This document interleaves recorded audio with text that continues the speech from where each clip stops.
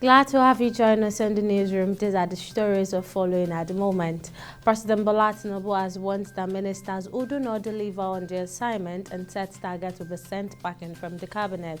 Tinubu issued the warning at the opening of a three-day cabinet retreat for ministers, presidential aides, permanent secretaries, and top government functionaries. Tinubu said becoming president, he had graciously accepted all challenges and liabilities thrown at him by his predecessor, hence the reason it took his time to assemble all the best brain in his cabinet who can aid the administration to meet yearnings and aspirations of the citizens.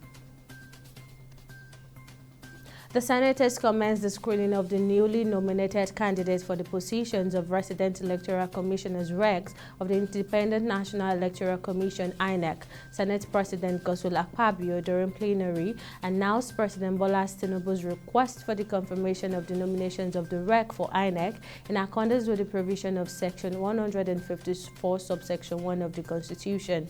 Tinubu had last week approved the appointment of 10 new RECs for INEC for a 5-year term each.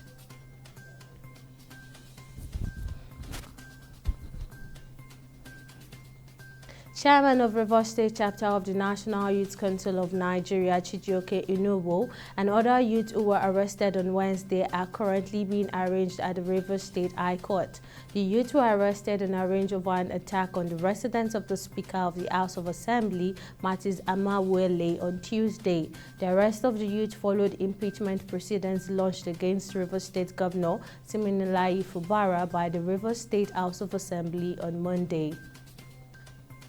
And with one voice, the Senate Committee of National Planning and Development Vice Chairman, Eze Emeka Kenneth, and House of Representatives Committee on National Planning and Economic Development Chairman, Ibrahim Isiaka, have expressed the readiness of the National Assembly to speedily amend the law establishing the National Bureau of Statistics (NBS) to give its autonomy it deserves. The pledge to support the repeal of the law followed a request from the Director General of Pa Imodo National Law Institute, Isia Aremu, who says the NBS needs full autonomy owing to the critical statistical data it generates.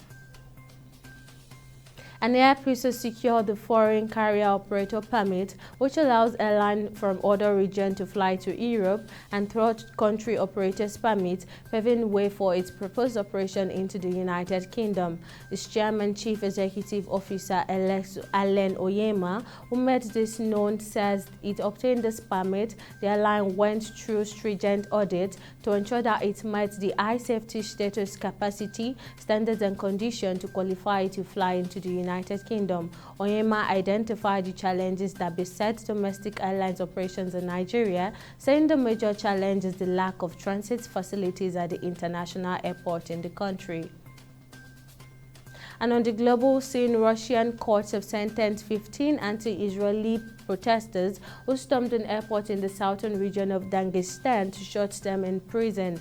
Hundreds of protesters overrun Russia's airport last week, charging onto the runway in a bid to encircle a plane that has flown in from Israel. According to reports, the court in Dagestan, a Muslim-majority region, has since sentenced 15 people to between 2 and 10 days in prison for their involvement in the riot. And in sports, Nigerian star Victor Osimhen is among 30 nominees named on Wednesday for the 2022/2023 Men's African Player of the Year award. The prolific Napoli forward was the leading scorer in Serie A last season with 26 goals, and in 2023 Africa Cup of Nations qualifying with 10, including 4 in one match. Stars from Morocco scored that made history in Qatar last December by becoming the first World Cup semi-finalists from Africa are also contenders. And that's all on the newsroom at the moment. Join us at the top of the hour for more stories.